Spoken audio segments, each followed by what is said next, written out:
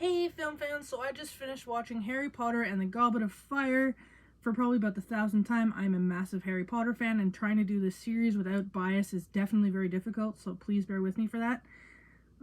This is actually one of my favorite films in the franchise, and I'm going to tell you why. The fourth movie in the Harry Potter franchise sees Harry returning to his fourth year at Hogwarts School of Witchcraft and Wizardry along with his friends Ron and Hermione. There's an upcoming tournament between three major schools of magic, with one participant selected from each school by the Goblet of Fire.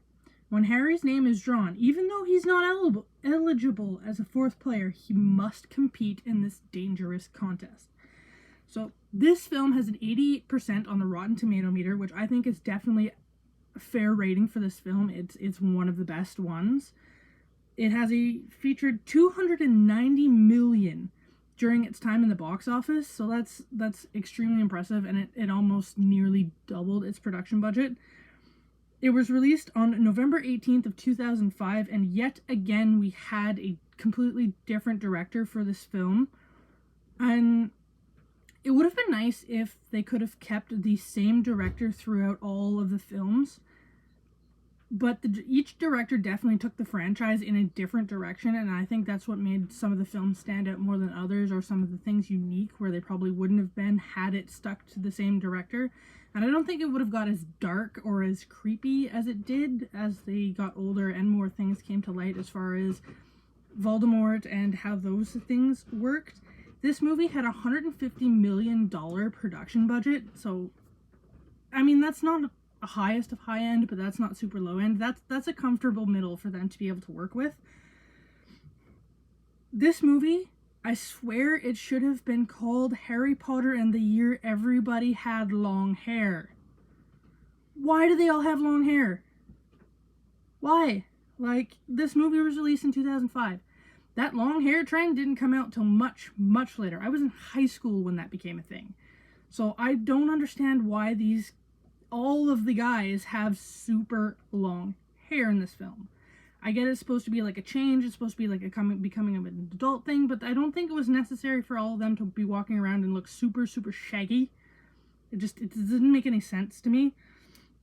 The CGI in this movie is absolutely stunning, okay? You see the dragons, you see the fire, you see the snow from the Yule Ball that looks absolutely amazing. There's so many little details about this film and the CGI and the green screen that all went into it that absolutely makes this film one of the best in the franchise, because it is so well done for what they had to work with. The thing I really, really liked about this film was the different schools of magic coming together and playing in this tournament, because before then you would think, oh well, you know, maybe Hogwarts is the only school and you know, everybody from around the world all just goes there and that's how that works. But no, you find out there are other schools all over the country, and these three are some of the biggest ones. So that really stood out to me, and it was really nice to see different schools coming together and competing in like this tournament. This movie goes in a circle. It starts with Harry dreaming about, you know, the Muggle caretaker in the cemetery, and you see the graveyard and stuff, and it ends with Cedric Diggory, played by Robert Pattinson's death in the same graveyard, in the same cemetery that we see in the beginning. So this movie actually does come full circle right back to the beginning and where you started, which I thought was a nice little touch, as none of the other movies actually do that.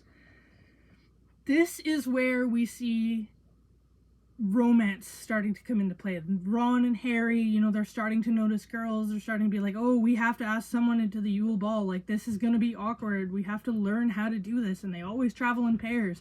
So this is the film where they finally come to that age where it's not like, oh, girls have cooties type deal. No. This is where they come of age and they actually start noticing. So this is where the little bit of the romance starts to come into play. Ron's jealousy of Hermione towards Victor is definitely foreshadowing because of what happens later on in the other films. You can definitely tell that, like, Ron's jealous, he doesn't like this, you know, so that's definitely foreshadowing for things that are supposed to be coming. Now, I was lucky enough this year to actually participate in a Yule Ball in Montreal, and I have to tell you, the experience is about as grand as they put on it as it is on the screen. There's dancing, there's music, there's the trees. We even got to see the Goblet of Fire, which was absolutely, like, we got to take pictures with this thing. So if you guys ever get the experience to go to a Harry Potter Yule Ball, I highly recommend you go. We ended up getting the premium passes, which gave us access to a Harry Potter themed gift, a free drink, and a lot of other fun for the night. And we got to like go ahead and kind of like an express line. So if you guys ever get the chance to do that, I highly recommend you do it. You will not regret it. It's an absolutely amazing experience, and it's really is truly like something that had walked out of a Harry Potter film.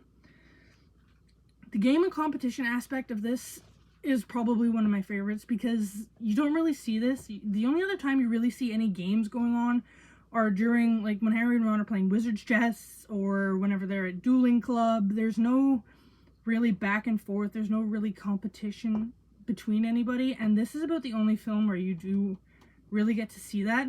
So for all these reasons, I'm going to give this film a 4 out of 5 stars, just because there are a few things they could have definitely done better, and there are a few things from the book that are missing from the movie that really would have added to that aspect and like the full circle thing that happens, and they could have just done a little bit better, but like not by much. This has to be definitely one of my favorite movies in the franchise.